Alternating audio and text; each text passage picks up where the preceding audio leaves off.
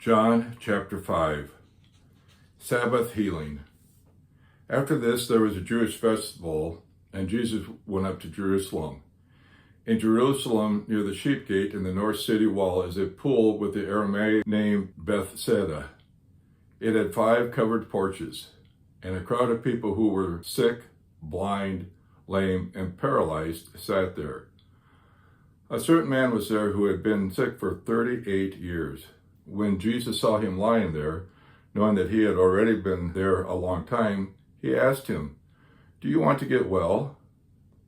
The sick man answered him, "Sir, I don't have anyone who can put me in the water when it is stirred up. When I'm trying to get to it, someone else has gotten in ahead of me." Jesus said to him, "Get up, pick up your mat and walk."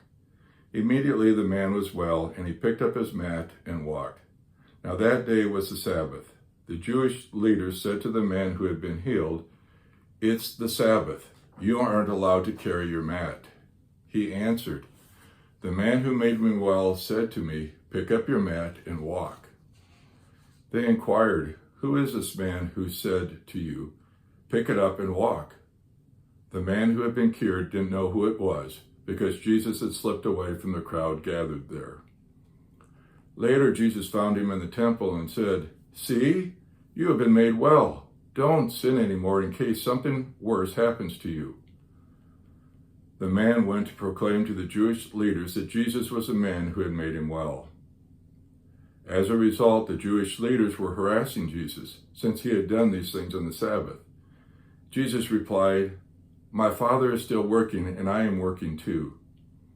For this reason, the Jewish leaders wanted even more to kill him, not only because he was doing away with the Sabbath, but also because he called God his own Father, thereby making himself equal with God.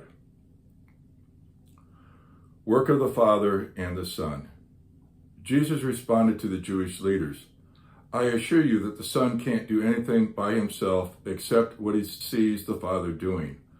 Whatever the Father does, the Son does likewise. The Father loves the Son and shows him everything that he does. He will show him greater works than these, so that you will marvel. As the Father raises the dead and gives life, so too does the Son give life to whomever he wishes. The Father doesn't judge anyone, but he has given all judgment to the Son, so that everyone will honor the Son just as they honor the Father. Whoever doesn't honor the Son doesn't honor the Father who sent him. I assure you that whoever hears my word and believes in the one who sent me has eternal life and won't come under judgment, but has passed from death into life. I assure you that time is coming and is here when the dead will hear the voice of God's Son, and those who hear it will live. Just as the Father has life in himself, so he has granted the Son to have life in himself. He gives the Son authority to judge, because he is the human one. Don't be surprised by this, because the time is coming when all who are in their graves will hear his voice. Those who did good things will come out into the resurrection of life, and those who did wicked things into the resurrection of judgment. I can't do anything by myself. Whatever I hear, I judge, and my judgment is just.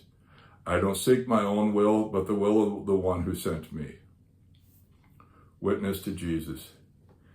If I testify about myself, my testimony isn't true. There is someone else who testifies about me, and I know his testimony about me is true. You sent a delegation to John, and he testified to the truth. Although I don't accept human testimony, I say these things so that you can be saved. John was a burning and shining lamp, and, at least for a while, you are willing to celebrate in his light. I have a witness greater than John's testimony. The Father has given me works to do so that I might complete them. These works I do testify about me, that the Father sent me. And the Father who sent me testifies about me. You have never even heard his voice or seen his form, and you don't have his word dwelling with you because you don't believe the one whom he has sent. Examine the Scriptures, since you think that in them you have eternal life. They also testify about me. Yet you don't want to come to me so that you can have life. I don't accept praise from people, but I know you, that you don't have God's love in you. I have come in my Father's name, and you don't receive me. If others come in their own name, you receive them. How can you believe when you receive praise from each other, but don't seek the praise that comes from the only God?